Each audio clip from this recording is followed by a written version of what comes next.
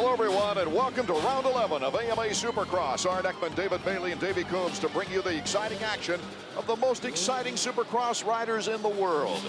And here's the dilemma. If you get the whole shot, do you get on the brakes and tuck it tight like we saw Lusk do in his heat race? Or do you do what McGrath did in his semi? You go all the way in there and use the berm on the outside and take your chances that someone's not going to come underneath you and steal it. It is sideways. The crowd so knowledgeable here in Minneapolis, getting ready for the start of the 250s. Oh, what an equal charge. Lusk has got an inside move. Windham's inside. Windham, it looked like, was in almost a tie with Pichon for the whole shot money. Right now, the important thing is that Windham is out in front of Pichon. Beautiful. For the second weekend in a row, Windham muscles his way into the lead. He had to take a little chance, go around the outside of Pichon, that right-hander, but it worked. McGrath's right there, too. Actually, it was Windham that bumped McGrath going to that first corner. Good job to stay up by Jeremy. Number 2 to the inside on Pichon, but Pichon powers out of that corner. Pichon almost blew it there. Jeremy McGrath. The fans come alive. Now he's available to attack Kevin Windham. Now he's in second. He's got a good look at Windham up there. See if this makes a difference when he's healthy in his favorite stadium. It'll be interesting to see how Windham reacts because, you know, looking back on last week's race, one of the most significant factors was that Jeremy McGrath could not catch Windham and had to settle for second place. Windham our leader, Jeremy McGrath in second. Lusk starting to move along with Pichon on Jimmy Button, number 11. Pichon makes the move. Team Suzuki against the Chaparral Yamaha of Jimmy Button. Look at Ezra Lusk, Team Yamaha. He's not that far behind, David. There's the great battle. These guys are going fast, and they're losing time to the leaders. Button in the same corner again, almost puts Pichon up over the hay bales. Did a great job, Pichon, to stay back on the racetrack, and Lusk is just going, I don't know if I want to get too close to these guys yet. I'm going to get caught up in it. Pichon with a good start last week, but faded. Ezra Lusk making sure going through those whoops. Really dance high. Yeah, they do if they hit one wrong. Button did that a couple laps ago. This time he's able to go for the triple and hold on to that position. I think Lusk has really been in a position where the last few weeks and having some bad luck this year by getting caught up in traffic, going down. Lusk to the inside, makes the pass on Pichon. Now he's got Jimmy Button in front of him. Still a 3-second lead out front for Windham over Jeremy McGrath as they go over the finish line jump. Ryan Hughes is also looking for some redeeming factors right now after a very difficult season. Side by side, Lusk. And Lusk moving up a position. Ezra Lusk in third. Now it's not impossible. Oh, Pichon too, taking on Jimmy Button. Yeah, he got him back in the same corner, then looked over like, hey, that's twice. You did it to me. There's one for you. Now leave me alone. I got to go racing. You know, most guys would have given up by now. But Rhino just keeps coming back for more. And look at this, leaping by Jimmy Button. Back to the leaders now. Every time they get to that whoop section as they start in, McGrath goes in on the right. Makes up a bunch of time, but then he loses it at the last half. All he's doing right there, trying to get a little more pressure put on Kevin, and the crowd gets into it. That puts even more. Less than 8 laps to go. This would be remarkable if Windham can hold him off. Well, what's going to happen is lap riders are really going to play a part. They got 4 of them coming up. They're going to have to deal with. Jeremy is so crafty, so smart. He's had so much experience running up front in these situations where Kevin really hasn't. So that could make the difference here tonight. Kevin Windham, Jeremy McGrath. There you see the lapper in between. McGrath cuts to the inside, and the crowd goes crazy. Will Windham strike back immediately? Well, he was only able to go for the double that time. Jeremy tripled it. He stayed surprisingly close to him, though. Boy, you called that shot as a local favorite. Pavoni was in between the two. McGrath, Windham is down. Windham is down on the near side. This is on that whoop section just leading up to the triple jump. Lusk hasn't come around yet. He's going to get going just in time, I think. He won't be able to do this triple, though, and Lusk will. No, Lusk didn't take the chance. Maybe he wasn't sure where Windham was going. Right, he didn't want to land on him. Pichon actually, you'll see him at the bottom of your screen. He's just sneaking into that battle for second between Windham and Lusk. I don't think he'll fade again. That track in New Orleans really took a lot out of guys. I bet you Pichon may have heard it a little bit from DeCoster fading that bad. I'm sure he did his homework this week. With Ward with a sore back, with Albie out, I would imagine Roger DeCoster went to MICKAEL and said, you know, please do it. As time to wave to the fans. 5 for 5 in Minneapolis. Jeremy McGrath. The battle for second. Windham and Lusk going at it now, tooth and nail. Windham still holding on as they come around the final corner. It'll be Windham in second, and a valiant try for Ezra Lusk. Mike Larocco goes down along with Larry Ward. They're out of the picture, though, as far as the big points race is concerned. Our top 10 results: McGrath, Windham, Lusk, Pichon, Henry. Michael Craig, a good run for 6th. From the Trans World Dome in St. Louis, it's round 12 of AMA Supercross. Hello, everyone. Art Ekman, David Bailey, Marty Reed to bring you the most exciting Supercross action in the world. We're just about set to get the main event from St. Louis underway. Jeremy McGrath, there you see Ryan Hughes, number 10, next to Ezra Lusk. Kevin Windham getting ready now as the board is sideways, and they're off in St. Louis. Supercross main event underway. Look at number 8, Kevin Windham, and Pichon, number 16. MICKAEL Pichon has got a good start. He is tough when he gets the good start. Windham and making MICKAEL time on McGrath, that same section again, jumping off that plateau. If he gets close enough the next time and Jeremy doesn't cover that line, he should be able to make that pass. A 2-second lead for MICKAEL Pichon on Jeremy McGrath. Windham is next, Larocco, and then Ezra Lusk. Then it's Doug Henry and Michael Gregg. Jimmy Button with problems, number 11, the Chaparral Yamaha. So Button's out. Jimmy Button, very disappointed, is on his way to the tunnel.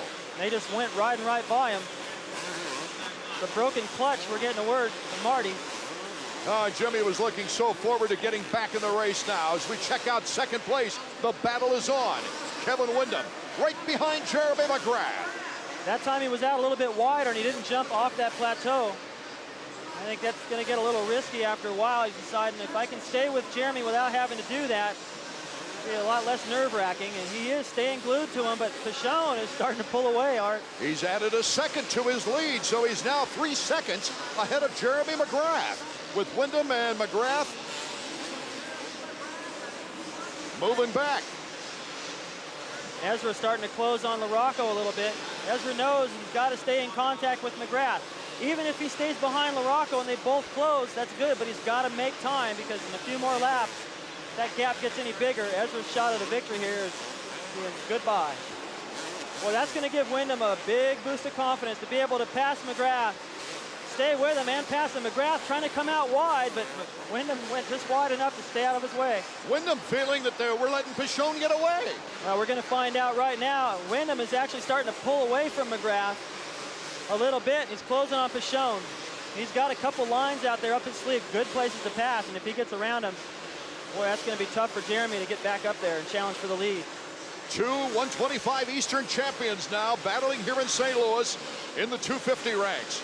Pichon, a 2-time Eastern 125 champion, as well as Windham. Windham won a 125 race here in St. Louis 2 seasons ago. You can bet Roger DeCoster's short fingernails are going to be a lot shorter after tonight. Could this be the second win for Team Suzuki on the season, with Larry Ward winning in Tampa? Roger feels, and so do I, and what I've seen lately, the Suzuki is there. Windham makes the move on Pichon. And MICKAEL come back? Or will he be a resident of second place? This is the battle for 4th. Ezra Lusk making a move on Larocco, but can't quite do it. Almost Ezra went down. Fishtailed through the whoops, and he dove that front end in there so hard, he almost went down in the corner. Jeremy McGrath just moved in front of Pichon for second place. All right, remember the battle when Larocco and Emmett got in there and challenged Jeremy and stole that win from him in that near-perfect season. Larocco was a big part of the reason Jeremy lost. He rides good on this soil, he rides good in this stadium, and he's doing it again tonight, holding Lusk off this whole time. Windham out in front with a 4-second lead. Jeremy McGrath, you see him, number 2. And then it is Larocco in third, and Pichon just got T-boned by Lusk. He tucked that front end in there, getting around Brown. Didn't really have much of a chance to save it, but just to make sure he hit the turf. Lusk had nowhere to go, but right into the back of him and just pushed him to the ground. Larocco right now, with 4 laps to go, is in the best position he's been in a finish, and a little mistake there by Jeremy McGrath, but Larocco just couldn't take advantage of it in the corner. Here comes Ezra Lusk, moving Larocco back to 4th. Larocco with 3 fourth-place finishes already on the season. Wants it back, but then he makes a mistake, and Ezra Lusk has a clear field. It's a good ride by both these guys. McGrath for holding off Lusk, and Lusk for coming from behind and putting the pressure on like he has. It's not over yet, but it looks like Jeremy has won this battle. Here comes Kevin Windham. Kevin Windham. Oh, they both go down. Lusk stays up. Lusk in second as Windham gets some of the glory taken away from his checker flag as Ezra Lusk takes second place. I don't think Jeremy's going to be real happy about that, but he left the door wide open. Lusk rode right across the inside, very gently bumped him, and they went down. Lusk got up first. Take another look now. Okay, Jeremy all the way to the outside. Here comes Lusk right across the inside. Jeremy knew he was close. Lusk did a good job to keep it going.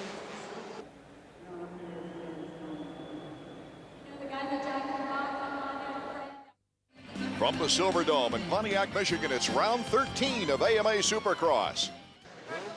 This is the rivalry from last week. Jeremy's venting all that anger into speed out there on the racetrack. Lusk is saying, hey, if I have the opportunity to do it again, I will. It's just the way it goes. I want to win. Sign is sideways now. Let's see who can get the whole shot. And the big jump here from the Silver Dome as we are underway.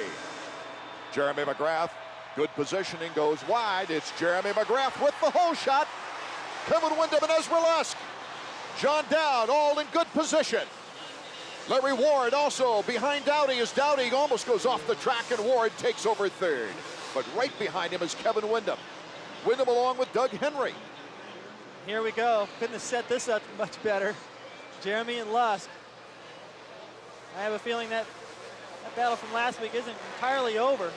They're not going to go out and try and start anything, but Lusk wants to beat him. And to get around him, he's going to have to get aggressive. Jeremy's going to be looking for that. Lusk will right here try to stay in contact, keep the pressure on, make Jeremy think about him a little bit, and hopefully take it to the end. Jeremy, I don't know if he's as fit as Lusk. I think Lusk trained a little bit harder, but really what it comes down to is who wants it the most. Jeremy, I don't know if he wants it as bad as Lusk, because he's had it so much. Jeremy McGrath, number 2 in the lead. It's not good to make me mad, he says. And he's taken that anger, though, about the situation last week and funneled it into motivation. I think what's happening, Art, is to take a look at Windham. Out front, Jeremy's gone down.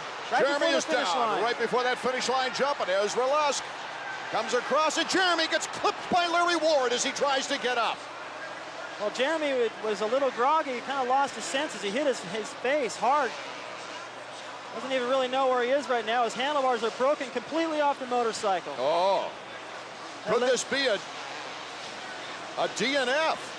Absolutely. There's no way he's going anywhere with that. Oh, this championship is still alive, ladies and gentlemen. He had his bell rung, and that was a complete accident that Larry Ward came through there and hit him. He tried to go on the high side. We'll probably get another look, and Jeremy actually stood up right at the same time. Randy's definitely concerned. He has a tough time seeing from his vantage point.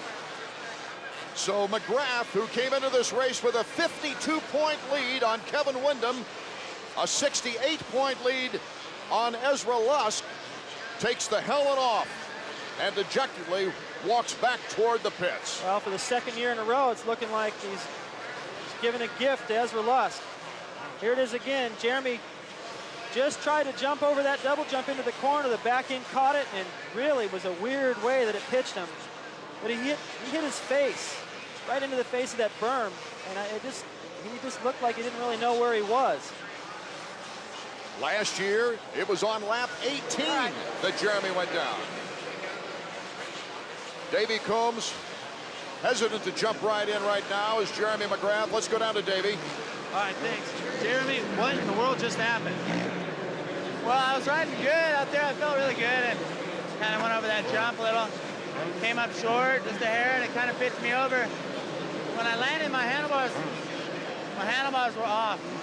They like hit the ground so hard that they broke. So the handlebar itself, Renthals did not break, but the clamp underneath the sun, I don't know, the handlebars were not on my bike. And there you see Larry Ward accidentally clipping McGrath, who's disoriented at this point. Yeah, he's having a tough time trying to keep his balance, and I'm glad to see that he's up and okay, because he took a hard crash. Lusk is so far ahead right now. I was just looking at Ward through Windham, and that battle is really tightening up. These guys are getting closer to Ward. Ward stumbling in the whoops. There goes Henry making the pass, but Ward gets up right away. Henry taking advantage of the angle on the block pass into the triple. Henry riding good on that four-stroke in this stadium. I don't know what it is out there, if he's just having a good night. I mean, he's been riding well all year. He just hasn't had the best starts and had everything come together every night, but it's coming together for him here. Pichon still hanging on, too. Look at that. Using the lappers a little bit to his advantage, Art. Great move by Kevin Windham as the lappers actually came together. Getting ready for the checkers, Ezra Lusk, his third win of the year. 19-4 for third place. Who's going to win? 19, Doug Henry will take third. Larry Ward, a very fine ride in fourth.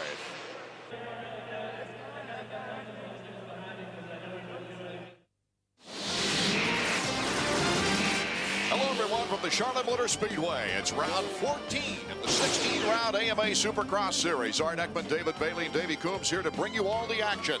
5 different winners on the season. In this, the 14th round, will we have a new winner tonight? Windham, Ward, Dowd, Larocco, Pichon, McGrath, Button, Lamson, Lusk, Craig as the board goes sideways. Lusk, Matasevich, Woy, Krein, Pocaroba, Jones, Brown, Voss, Roncada, and Henry as they head for the whole shot. Mr. Kevin Windham.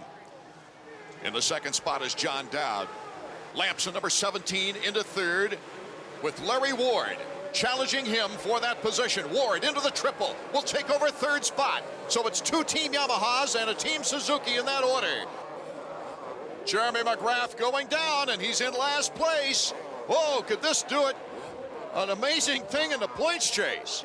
Look at here, Larry Ward starting to put the challenge to the 125 Western rider John Dowd, and Ward makes the pass. Into second place, Larry Ward. Oh, he's putting it together. Now he started off with a new team, and just like McGrath last year, going to Suzuki, it took him a little while to get dialed in. Once he did, he was going good, but Larry Ward, same thing. Looks like a little bobble there. He's going to lose that spot. He sure did. John Dowd retaking second. Dowdy tough in this kind of rough terrain, but here comes Ward once again. Getting close to that front tire to tire. Ward having to back off, getting caught in the ruts. Beautiful balance right there. Oh, the goggles already. The second lap, and the goggles are gone. I know he can go fast, but that's a lot of laps to ride without him. Larry Ward in third, Lusk in fourth. You know what makes it so much more comfortable, Art, for Kevin is to see that he's building up that lead. I don't know if he's going to realize that McGrath is as far back as he is, but Ezra's had a problem now and gone down. Ezra's crashed. But when Kevin looks back, he's going to see his teammate Dowd, and it's just so comforting. You know, I mean, it's a lot different deal if you see Lusk back there charging or McGrath. You start to think about him a little bit more. Kevin's got to be really relaxed. I mean, this is just a carbon copy of last year. Lamson and Lusk, along with Larocco just in front of them. Lusk is still not out of it. He's out of it in terms of trying to catch Kevin, but second's up for grabs. And Windham went down, but he's right back up, starts very quickly, has a monumental lead. No, he's still got about an 8-second lead. He had built that up since we last looked. That's a nice thing to be able to have a lead. See if we can take another look at what happened here. I got him unofficially 10 seconds ahead now. Got a little too close to the edge of the racetrack right there. Good shot by the camera crew here in Charlotte. Good reflexes, though, to get up quick, get going, and not lose much time. McGrath has lost another spot. It looked like I just was scanning ahead further ahead of this battle and saw McGrath make a mistake off the triple and was passed by Roncada. I think that was for position.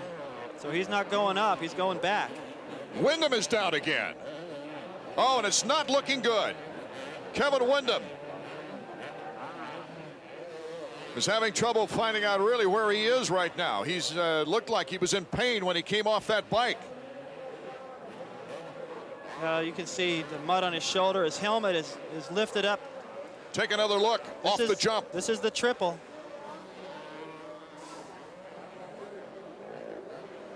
Endoed, and the bike landed on his back, smacking that helmet. Well, that doesn't get much worse than that, Art. I sure hope he's okay. He's already moved around a little bit, so boy, this sport is just unbelievable how just one moment to the next it completely changes. And so our leader now is John Dowd, a 125 Western rider. Well, that's a good sign. It is a good sign. I mean, Art, I think about the crash I had when I see something like that. He just had everything knocked out of him. Our report is from the AMA right now that he just got his bell rung, that's all precautionary. The safety crews to be commended on our Supercross tour. And there is John Dowd having trouble, our leader now. Is it Larry Ward? Yes, it is. No, not yet. That was Ward going the other way. The adrenaline at this point. I've finished a race on a broken foot. Won it, in fact. Passed 4 more guys, including Bob Hanna, to do it. Washington, D.C. Came in, couldn't stand on the podium. I said to Larry Myers at that time, I said, Larry, I have a broken foot. Let's keep this quick. He's going, oh, come on. Yeah. So I don't think he's feeling the pain right now. I don't There's imagine. the new leader, Mike Larocco. Can he hold now to the lead on a very, very difficult track where mistakes have taken Jeremy McGrath out of it, Kevin Windham out of it. Larocco's gone down. Our leader is down. He had jumped a different distance, and he didn't get the rebound from that suspension that he needed to clear that next jump. Can he hold on as he comes off the triple? This is it right now. Just the S-turn before a possible checkered flag for John Dowd. Dowdy wins his first 250.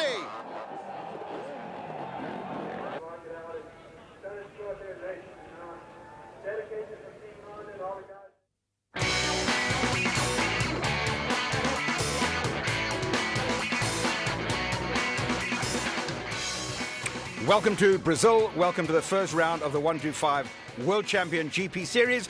New riders, new faces, new bikes. Dave Thorpe talking to his man, and they'll all be down there chasing one man. Kiko Coyote changes from last year's machinery and comes up with an all-new Husqvarna. TM out there looking strong as well. The practicing is all over. The first race of the series has started. 125 GPs into the first corner.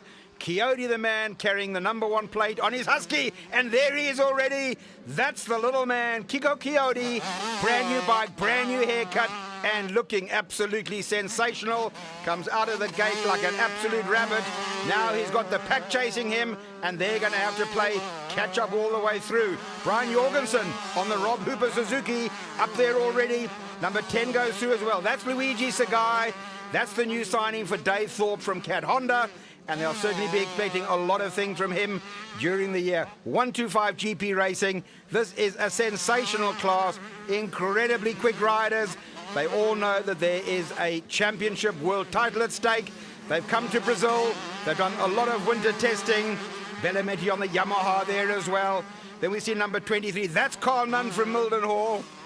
He's not had the best of winters. I'm sure he'd like to walk away from some of his problems in the last few weeks. But he's got his head down. He knows he's got a job of work to do on the Tim Brinton cars, Cadbury Boost Yamaha. That's the man that they all want to catch. Small in stature, but mighty, mighty big in riding style.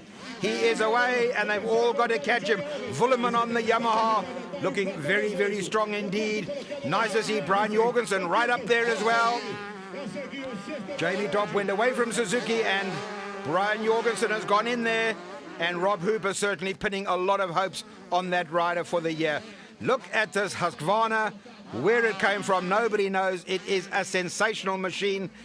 Husqvarna is perhaps better known for some of their four-stroke engineering, but they've certainly got this machine right. Kiko Coyote with a world title from last year. There we see number 10. That's the guy.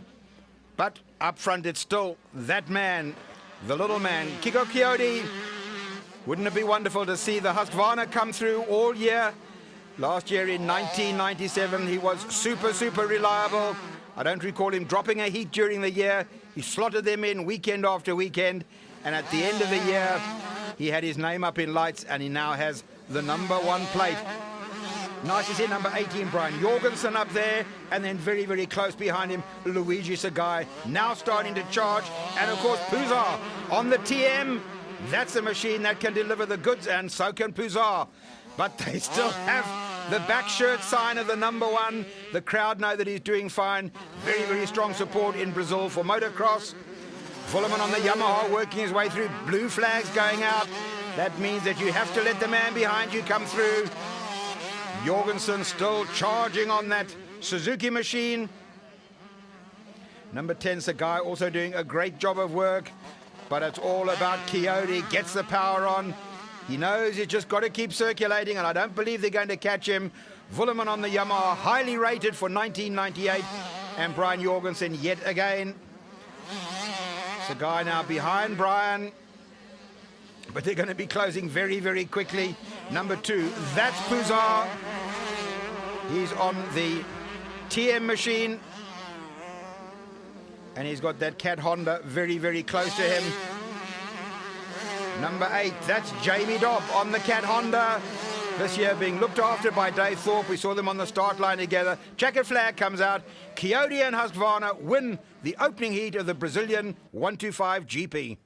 So Coyote will take the win on the Husky. Willeman will take second, and Jorgensen will take third. On to round 2, heat number 2. Away they go again.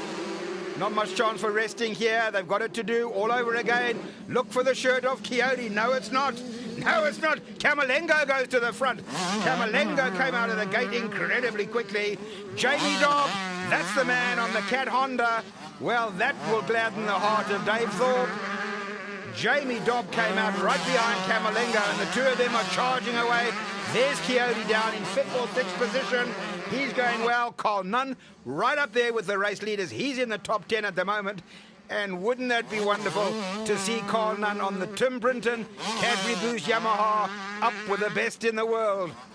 We said earlier, he's had practicing in the States. He came home to a lot of personal problems, but right now he's doing everything right and looking very strong. There's Coyote. He won the first heat of the day, the first of the 125 races. Jorgensen doing very nicely. Got a third in the first heat. If he can repeat that in the second heat, he'll be a happy chappy. But Camerlengo is the man leading the way at the moment. Behind him coming through the corner now on the Cat Honda. That's number 8. That's Jamie Dobb. Then behind him is Vial. Then it's Federici. They faded in the first heat, but they're not fading now. Federici and Viali right on the gas. Then comes Luigi Sagai on the second of the Cat Honda machines. Let's have a little look further down the field. Carl Nunn still doing a great job of work. Puzar is still in there with the TM. Number 14, that's the race leader at the moment, Camerlengo. He's going to mix up the points. Plenty of airtime. He knows what it's all about. Let's have a look who. Jamie Dobb is a man under pressure now. He's got Federici, and he knows all about it. Then behind him is Vial. Behind Vial is Sagai. Now we're getting to some heavy company. Then we've got the number 1 plate of Kiko Coyote on the Husky, working his way, picking them off one at a time. Puzar is there as well. Alessandro Puzar, been riding a long time. 3, Federici has got a problem. What a shame. Federici will go out. Camerlengo, he's on a charge. But look at the flying Jamie Dobb on the Cat Honda. Well, he's going well, but the Husky is coming. This new Husky is a sensational machine. We all know about Kiko Coyote and how good he is. A brand new machine, and he's certainly flying the flag for Husky today. Coyote is up to second. He's worked his way through from 7th or 8th. What a great job of work he's done. Number 10 is going to finish in the points very nicely, Sagai. Number 2 comes through. That's Puzar on the gas. The checker flag will go out. Camerlengo is going to take the win.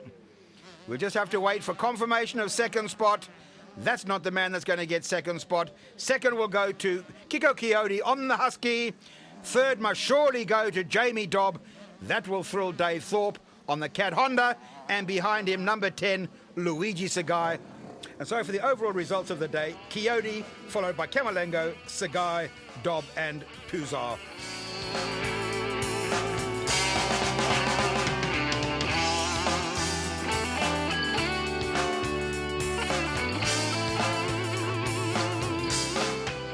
Let's leave Brazil and the 125s and head for Italy and round one of the 500 class. At the circuit of Mantova, magnificently prepared, Rob Herring looking well prepared. He's on the RWJ Honda, which is the 250 space frame with a 500 motor grafted into it, and Rob Herring seems well suited to that. Bartolini, of course, on the four-stroke Yamaha. Smets is there, Eckenbach is there, the King brothers are there, and so is the world and his brother. Bike number 10, Eckenbach on the Husky. He gets the whole shot, and he knows that the 500 class for 1998 is going to be a very, very competitive class. Yamaha introduced their four-stroke last year. Husky looking good, Husaberg looking good, and of course the incredible YZM 400s. All over the world they have been a sensation. Robbie Herring decided to put a 500 two-stroke motor into a 250 frame. All around the UK he's looked very, very good, and already today we see Robbie Herring number 99 on the RWJ Honda, passing people very, very quickly. And if Rob Herring can ever get his act together, it could well be on a 500. He's always been capable of riding a big bike very, very quickly, but he knows that he's in with the world's best. Joel Smets carrying the number one plate from last year, but out of the gate it was Eckenbach on the Husky that got away first, Bartolini on the Yamaha. If that bike proves to be as reliable as it was last year, and I'm sure they've done development on it since, it will be very, very good. Robbie Herring getting the power down very, very quickly. That's an incredible hybrid machine. And then number 5, that's Bartolini. And just around the corner, he will get the pit board that says you are now up front. He is now the race leader. So he has got through very, very quickly indeed. Number 10, Eckenbach on the Husky, has gone to second. And behind him, the work carries on. Rob Herring putting in a good day's work. And then we'll pick up some race numbers behind them as well.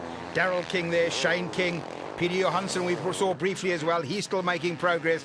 But it's all about one man at the moment, and that's Bartolini on this sensationally quick machine. Joel Smets, don't worry about him. As the season progresses, Joel Smets just slots them in, and he'll be up on the podium many, many times. That is the Yamaha that has proved so dominant around the world, from American Supercross to enduro racing all over the world.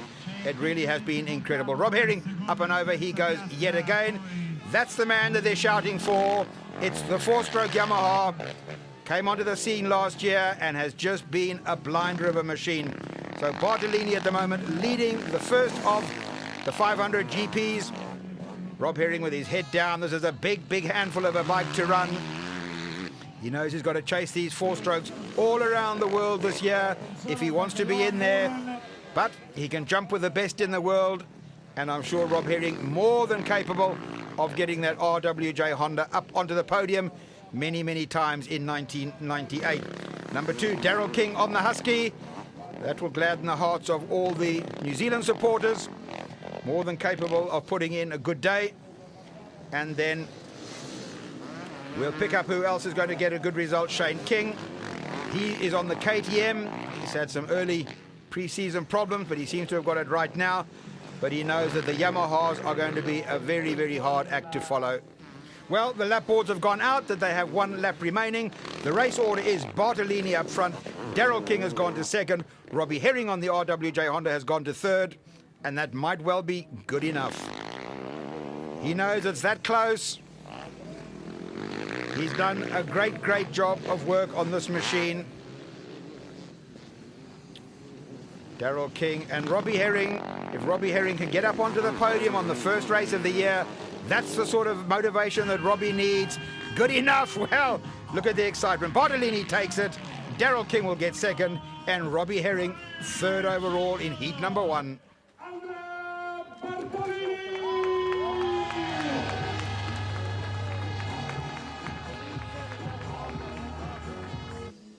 Well, on to heat 2, and who is it going to be this time? The man that went missing in race number 1 was Joel Smets. He had a mechanical problem, but I'm quite sure he'll be back. The winner of heat number 1, that is the man, Mr. Bartolini, on the Yamaha 400. Next to him, number 7, that's Van Doorn. Robbie Herring should be down next. There's Robbie Herring, RWJ Silkeleen, number 99 on the Honda.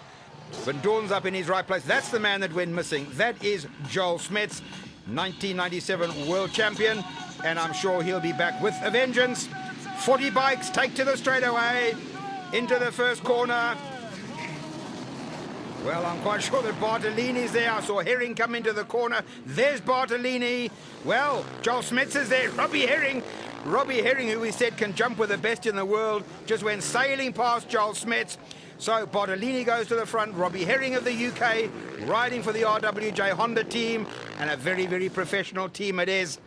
They'll know that they have turned out the best that money can buy. Robbie Herring's got a job of work to do. They've now got the world champion on the Husaberg into third spot. And Herring's pits will soon be telling him, you know exactly who you've got behind him. And if Herring can get the motivation that is sometimes sadly lacking, and I've watched him race from 7 years of age, on a good day, he'll run with the best in the world. But if he has a bad day, you all want to run away and hide. Well, listen to the hooters. Those hooters are all for Bartolini and for Yamaha. But Robbie Herring is not letting him get away. This is an interesting situation because Honda do not have a 500 four-stroke. RWJ Honda have done all their own homegrown engineering, and they've put a 500 two-stroke motor into the 250 frame, and certainly it's working well at the moment. And if anybody can get it up there, Robbie Herring would like to do it. Colin Reid and his men quite happy to try any sort of experimental work, and they've certainly done it well. We've seen that bike over the winter in local championship races. Very, very quick. Now Robbie Herring right on the back wheel. Bartolini has got a rear view mirror full of the ex-South African. Robbie Herring now living and riding for the last 12, 14 years almost out of the UK. Many, many championships under his belt. Robbie Herring goes to the front. Well, Bartolini says, you can lead for a while, I'll have a breather. But he's also got another man coming through. That's Joel Smets. So we've got Honda. Behind him, we've got Yamaha. Then we've got Husaberg. Well, this will certainly mix things up. If Robbie Herring can get a win in the second heat of the day, what a start to the 500 season for that man and for RWJ Honda. Well, Robbie Herring has got the fitness. I just wonder, as long as his brain doesn't fade and he can just stay focused on what he's doing, he will know that he's got Bartolini behind him, the winner of race 1. He's got Smets behind him. He's got Daryl King. And then, of course, somewhere in that flying pack, they've got the ex-world champion Shane King on the KTM. We can't pick up number 3 at the moment, but I'm sure he's in there somewhere. They are getting closer and closer. Peter Johansson coming into the frame now as well. I think Bartolini may well have himself a problem because they are starting to pull on him. Smets and Herring are going away. Well, Peter Johansson is coming through very, very quickly indeed. I think it's Smets that's on the gas at the moment. Smets has gone ahead. Smets has gone ahead of Herring. Then it's Peter Johansson. So all of a sudden we've got a whole lot of positional changes. I think that Bartolini has got a problem. It would appear from pit board that he has some sort of mechanical problem. We'll wait and get an opinion on that. Van Doorn is coming through. Peter Johansson certainly is now going very, very quickly. Robbie Herring is falling back. It could just be tiredness. Joel Smets is going to take the win. Joel Smets has done enough. Behind him will be Peter Johansson, then Van Doorn, then Bartolini, and then Robbie Herring. And I think Bartolini has done enough to take the podium.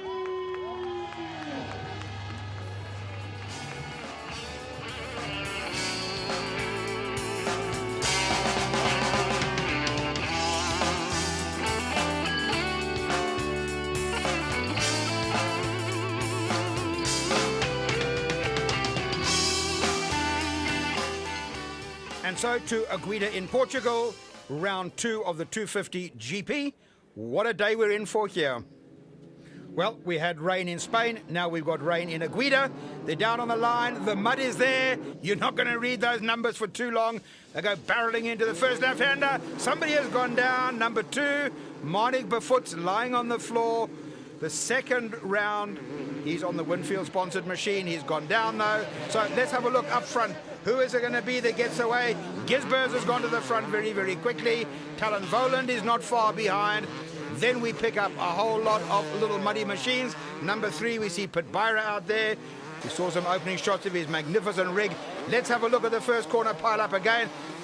Marnie Befoots goes down. I think he'll recover fairly quickly. Nobody goes down with him. No, it's Marnie gone his own, but the pack have gone away. This is the man up front, and that must surely be Talon Voland. No, yes, that's Talon Voland that's gone. He's gone to the front. Well, that's a nice start for the American that tried so hard in 1997. Big crash early in 97 whilst he was chasing Tortelli and Everts to get points on the board. This year he started off nicely, so Talon Voland up onto a Yamaha this year and looking to be well under control at the present time. The track incredibly muddy. They've all got work to do. That's number 1. That is the current world champion, Stefan Everts, on the Honda machine, being managed again this year by Dave Grant, riding out of Belgium. And Stefan Everts, of course, is like a robot. He just slots them away, Grand Prix after Grand Prix. By the 4th round, he'll start stamping his authority all over it. But he knows that he's got to get clear because he's got Pit Byra, the man in your picture now. He'll have Tortelli, the man that's in your picture now as well. And he's got Werner de Wit. He's got Marnie Befoots. There's plenty of them there that can all chase him. So Everts likes to get clear of the pack early in the season and then dictate the pace that he wants from the front. Everts is not a man that likes to be too pressurized. He likes to set the pace for the rest of the field and then just do everything technically correct and finish up on the podium round after round, year after year. Well, Talon Voland, nice start to the year to Talon. I'm sure this year being helped by his brother yet again. Spent the whole of last year around the circuits with him, looking after him, and a couple of nice guys they are as well. Well, who is it going to be in 1998? Stefan Everts was so strong last year. We wonder, of course, whether Yves de Maria, he's now Kawasaki mounted for the year, whether he's done enough winter training to pull off a couple of upsets. At the Motocross Des Nations last year, he was Kawasaki mounted for the first time and looked very, very impressive. So, of course, did Pit Byra. But now we see Stefan Everts on the factory Honda yet again, reeling them in, not that quickly, but he's certainly now right onto the tail of Talon Voland. And this is where Stefan is so good. He'll sit there, he'll pressurize Talon all the way around. Stefan very, very, very seldom makes a mistake, very seldom drops it. If he does, he seems to recover it incredibly quickly. Now he's chasing Talon Voland all around the circuit. He takes the checkered flag. Voland has done enough. Everts has done enough for a second, but that's only heat number 1. So a quick word from Mr. Rinaldi himself. A wash and polish and straight back to the line for heat number 2.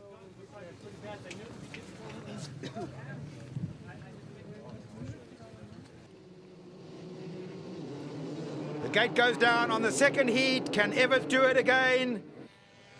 Well, let's have a look at the first corner. It looks as if the whole pack gets through. A lot of smoke coming out of the front bike. But let's hope that he's done everything right. Who is it going to be up front? Pit Byra. Well, we saw his new rig in the pits, that new magnificent Renault that's parked up there. That's the Renault Magnum. Looks like days of Silverstone and Formula One. They certainly have looked after this rider very, very well. Pit Byra on that GSM Parmo Honda machine. There he is. Pit Byra up front. The man that went so well in Belgium at the Des Nations last year.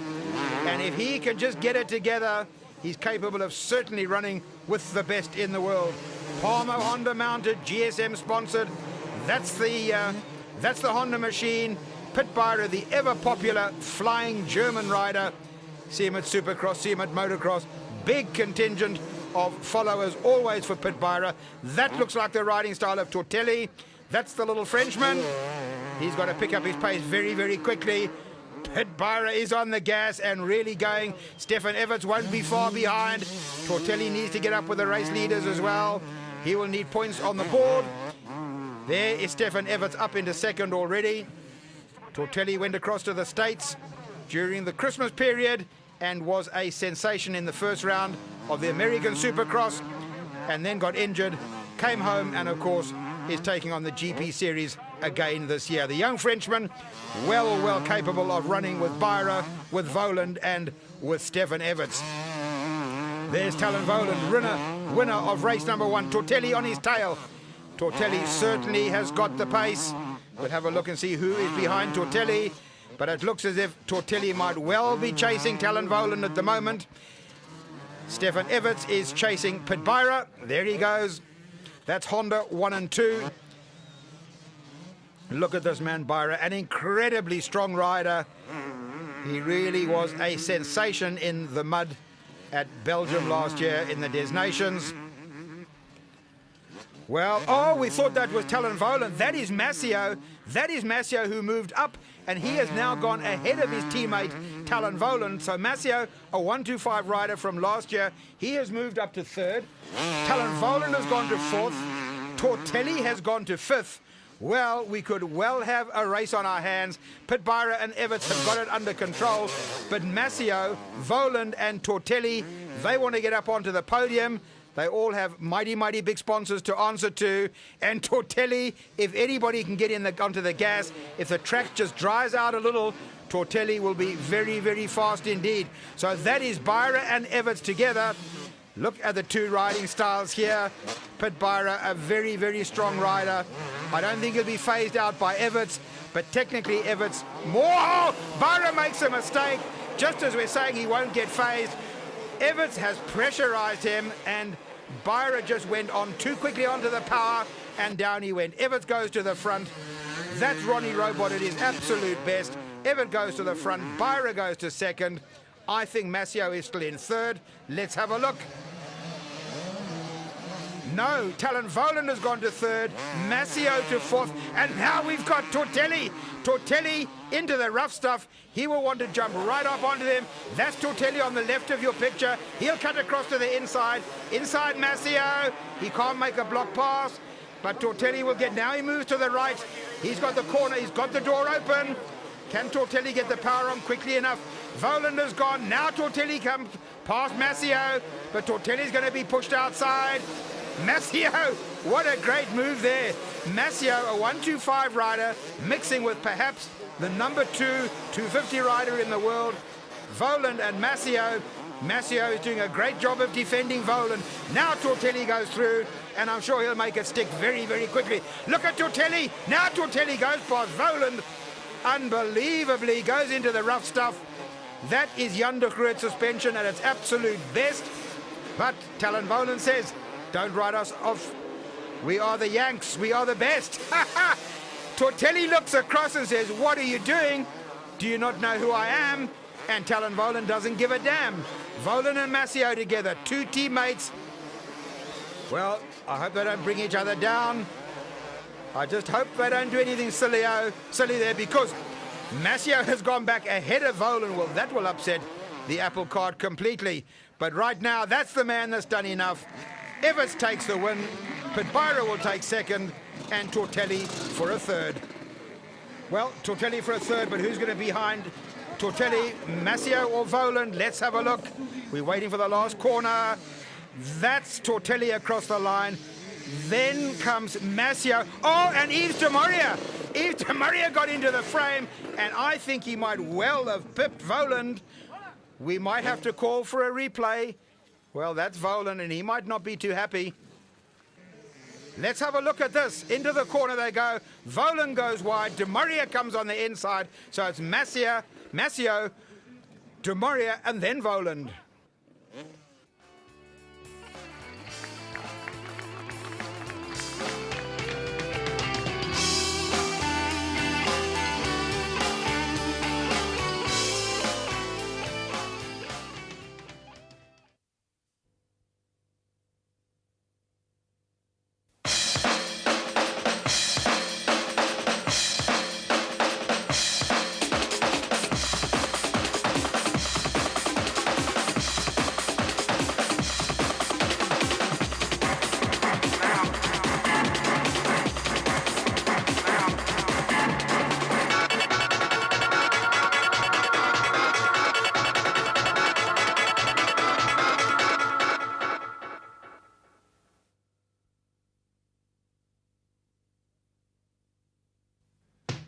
Dirt Bike Rider magazine is Britain's best-selling off-road motorcycle magazine, packed with all the top race reports, the best colour photography, and in-depth valuations on all the latest machinery. Dirt Bike Rider is a must for any off-road enthusiast. On sale on the third Friday of every month, Dirt Bike Rider is available from your newsagent or delivered direct to your door for no extra cost on subscription.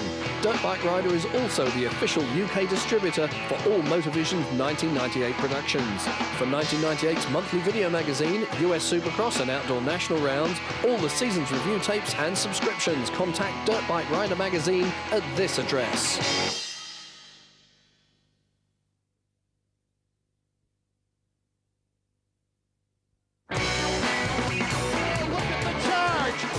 Here comes Jeremy McGrath, just blazes by Emmy. McGrath is our leader. The white flag lap for Jeremy McGrath.